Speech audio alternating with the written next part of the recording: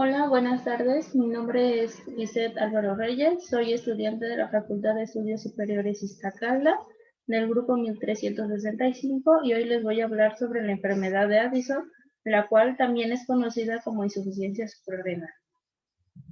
Y bueno, ¿qué es la enfermedad de Addison? Bueno, es la incapacidad del adrenal para mantener una secreción hormonal adecuada, tanto en situación basal como en situaciones de estrés. Esta puede ser causada por diferentes enfermedades, pero para conocerlas, primero debemos entender que dependiendo del nivel donde se localiza el trastorno, la insuficiencia suprarrenal puede ser primaria, en caso de que esté en la glándula suprarrenal; secundaria, va a estar a nivel hipofisiario; terciaria, a nivel hipotalámico. Bueno, ok, entonces empecemos a hablar de lleno de la etiología. La principal causa pediátrica es secundaria a los tratamientos prolongados con corticoides exógenos. Y bueno, dependiendo la edad del paciente, en los primeros 3 años de vida, la causa más frecuente son las hipoplasia suprarrenal congénita, la hipoplasia suprarrenal congénita y la hemorragia suprarrenal bilateral. En edades posteriores va a ser causada por una enfermedad autoinmune. Y bueno, desde el punto de vista fisiopatológico, este puede ser causada por alteración de la síntesis esteroidea, hipoplasia suprarrenal, resistencia o insensibilidad a la hormona adrenocorticotrópica, que es ACTH, o síndrome de Miller, destrucción suprarrenal, patologías hipotálamo-hipofisiarias. Cada una la vamos a ver a más detalle y empecemos con alteración de la síntesis esteroidea. Bueno,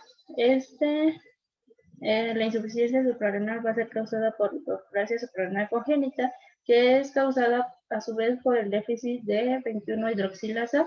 Se manifiesta generalmente en el primer mes de vida. En niñas, la presencia de genitales virilizados permite un diagnóstico precoz, mientras que en los niños la primera manifestación es una crisis suprarrenal grave.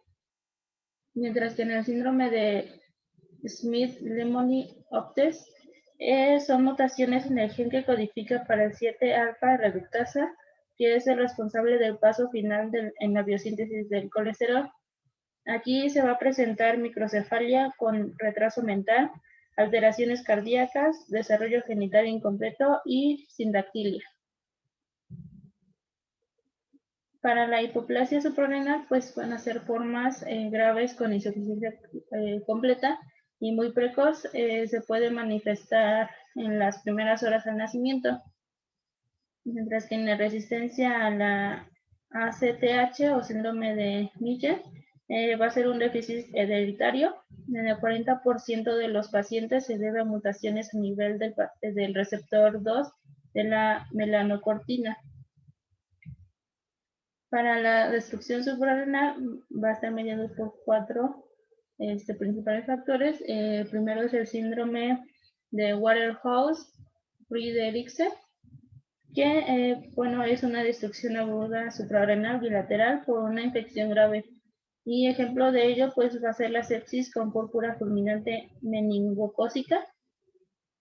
En la hemorragia suprarrenal bilateral puede presentarse en el recién nacido por un trauma durante el parto, mientras que en la adrenoleucodistrofia de Schilder-Addison va a ser una enfermedad recesiva ligada a cromosoma X por mutación de la proteína ALDP. Lo que va a pasar es que los ácidos grasos de cadena muy larga se acumulan en la zona fascicular y a nivel celular, lo que lleva a un deterioro neurológico progresivo que aboca a un estado vegetativo. En un 10% de los casos el paciente tiene insuficiencia adrenal aislada. Y finalmente la adrenalitis autoinmune, que es una causa orgánica más frecuente de insuficiencia suprarrenal en la infancia y adolescencia. Aquí se produce un adelgazamiento cortical con gran infiltración linfocitaria, mientras que la médula suprarrenal está intacta. Para las patologías hipotálamo-hipofisiarias, un tratamiento prolongado con corticoides, una lesión a nivel hipotálamo hipofisiaria, y malformaciones cerebrales como displasia septo-óptica, anencefalia y holoprocefalia nos pueden causar una insuficiencia suprarrenal. Para las manifestaciones clínicas los vamos a ir viendo dependiendo de la insuficiencia. En este caso vamos a comenzar con la insuficiencia suprarrenal crónica. Bueno, este se presenta con progresiva fatiga, debilidad muscular, anorexia, náuseas, vómitos, mareos, pérdida de peso, hipotensión y en algunas ocasiones hipoglucemia. El espectro puede variar en función del grado y la duración de la insuficiencia. En la insuficiencia primaria, los pacientes presentan avidez forzal y pueden asociar hiperpigmentación. En cuanto a la insuficiencia suprarrenal aguda o crisis suprarrenal, cualquier cuadro clínico de aparición busca sin causa definida que se acompañe de una alteración hemodinámica, ya sea hipotensión o taquicardia inusual, o de un trastorno electrolítico marcado, por ejemplo, hiponatremia o hiperpotasemia, y una hipoglucemia que se resuelva tras la administración parental de glucocorticoides deberá ser etiquetado como crisis adrenal. Y bueno, como ya lo mencionamos anteriormente, se va a caracterizar por presentar hiponatremia, hiperpotasemia, hipoglucemia, hemoconcentraciones originados por la deficiencia de glucocorticoides y mineralocorticoides. Además, puede existir una elevación de hematocrito de las proteínas plasmáticas de urea y creatinina plasmática, así como acidosis metabólica y a nivel hematológico puede aparecer anemia normocítica. También puede presentarse con fiebre, náuseas, vómitos y dolor abdominal. Para la insuficiencia adrenal aguda puede ser la primera manifestación de una insuficiencia suprarrenal congénita primaria, o bien la manifestación de una descompensación ante un estrés intenso en una insuficiencia suprarrenal crónica. En caso de la insuficiencia suprarrenal secundaria, las alteraciones analíticas vendrán dadas por la deficiencia de cortisol asociada en la mayoría de las ocasiones a la deficiencia de otras hormonas hipofisarias, como por ejemplo la hormona de crecimiento. Para el diagnóstico, pues este se va a basar principalmente en demostrar la existencia de una producción insuficiente de cortisol ante una sospecha clínica. Cuando se confirma este hallazgo, habría que localizar a qué nivel se encuentra el defecto para determinar si la insuficiencia suprarrenal es primaria o secundaria, y posteriormente se debe intentar conocer la etiología del trastorno. En los casos en los que se observan unos niveles de cortisol francamente disminuidos, el diagnóstico está confirmado. Si además obtenemos una determinación de ACTH por debajo de la normalidad, estamos ante una insuficiencia secundaria o terciaria, y si por el contrario la determinación de ACTH es superior a la normalidad, se trataría de una insuficiencia primaria. Y bueno, para el diagnóstico vamos a ocupar determinaciones hormonales basales, como ya lo hemos mencionado anteriormente, y vamos a empezar con el cortisol plasmático. Bueno, en valores normales se va a encontrar con 25 miligramos sobre decilitro entre las 8 y las 9 de la mañana. Si el paciente presenta un nivel menor de 3 miligramos sobre decilitro, pues se va a considerar un diagnóstico de insuficiencia suprarrenal. Para el nivel plasmático, un valor inferior a 19 miligramos sobre decilitro diagnostica una insuficiencia del eje, y niveles superiores a 100 miligramos sobre decilitro son características de una insuficiencia primaria. Para el nivel plasmático de aldosterona, pues esta se va a encontrar disminuida en los casos de una insuficiencia primaria, y se va a acompañar con un aumento de la actividad de la adenina plasmática.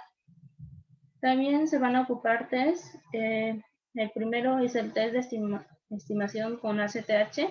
Este va a medir directamente la integridad funcional de las glándulas suprarrenales e indirectamente la función del eje hipotálamo hipofisario. Va a consistir principalmente en administrar 250 miligramos de ACTH sintética en niños mayores de 2 años y 125 miligramos en lactantes. Se va a administrar por vía intravenosa o intramuscular, y se van a medir los niveles de cortisol a los 0, 30 y 60 minutos. En una respuesta normal, pues nos va a dar superior como resultado 18 a 20 miligramos sobre decilitro. Para el test de hipoglucemia insulínica y el test de frenación con metopirona, bueno, pues estos dos son considerados como el gold standard en la evaluación de la integridad del eje hipotálamo hipofisiario suprarrenal. Cabe resaltar que solo se utilizan en aquellos casos en los que las pruebas pues anteriormente mencionadas no hayan establecido el diagnóstico. Para las pruebas radiológicas se van a emplear la tomografía axial computarizada, pues en el sistema nervioso central puede determinar invasión ósea o tumor hipofisiario con calcificaciones como el craneofaringioma u otras tumoraciones hipotálamo hipofisiarias. Y bueno, a nivel suprarrenal detecta masas mayores de 1 centímetro y puede apuntar el diagnóstico de enfermedad granulomatosa como tuberculosis si existen zonas calcificadas. En cuanto a la resonancia magnética nuclear, pues tiene mayor sensibilidad para diagnosticar alteraciones suprarrenales o tumores cerebrales. Para el tratamiento, pues va a consistir en instaurar un tratamiento hormonal sustitutivo adecuado, el cual será necesario siempre suplir la deficiencia de cortisol, y si además existe déficit de aldosterona, pues habrá que añadir un mineralocorticoide. Para el manejo de la crisis suprarrenal, pues es importante la reposición de líquidos y electrolitos. Bueno, se va a administrar suero salino fisiológico al 0.9% a razón de 20 mililitros sobre kilogramos. Se va a repetir si es necesario para asegurar una diuresis adecuada. En caso de existir hipoglucemia, se va a añadir glucosa intravenosa en dosis de 0.25 a 0.5 gramos sobre kilogramo. Para el tratamiento sustitutivo intravenoso con hidrocortisona, pues inicialmente se debe administrar de 75 a 100 miligramos sobre metro cuadrado. Y después se va a continuar con una inyección de 50 a 75 miligramos sobre metro cuadrado sobre día, dividido en 4 dosis. Y tras haber transcurrido 24 horas, se va a iniciar pauta de descenso de hidrocortisona para pausar después a tratamiento oral sustitutivo. Bueno, el primer día se va a administrar hidrocortisona intravenosa en dosis de 50 a 75 miligramos sobre metro cuadrado sobre día, dividido en 4 dosis. Y el segundo día se va a administrar hidrocortisona intravenosa en dosis de 30 miligramos sobre metro cuadrado sobre día, repartida en 4 dosis. Para el tratamiento sustitutivo de mantenimiento, como ya lo hemos venido diciendo, bueno, van a estar principalmente los glucocorticoides y los mineralocorticoides.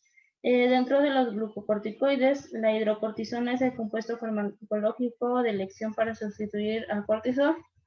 En los niños con una insuficiencia adrenal primaria se debe administrar hidrocortisona oral a dosis de 8 miligramos sobre metro cuadrado, repartida en 3 a 4 tomas diarias. En la insuficiencia suprarrenal secundaria, la dosis necesaria puede ser menor, limitando a algunos autores su uso de situación de estrés. En situación de mayor gravedad, como podría ser cirugía mayor o sepsis, deberán ser tratadas de forma inmediata con dosis de hidrocortisona intravenosa mayores a 100 miligramos sobre metro cuadrado sobre día, repartidas cada 6 horas. Y finalmente, para los mineralocorticoides, esta terapia sustitutiva se realiza con 9-alfa fluorhidrocortisona en dosis de 0.05 a 0.1 miligramos sobre día. Se va a administrar a niños pequeños en aquellos casos en los que se prevé una adecuada ingesta de sal en la dieta, y se va a monitorizar mediante la determinación de la actividad de renina plasmática y el control de la tensión arterial. Esta información la saqué de un artículo de la Asociación Española de Pediatría, Salín. Y bueno, pues por mi parte sería todo. Muchas gracias.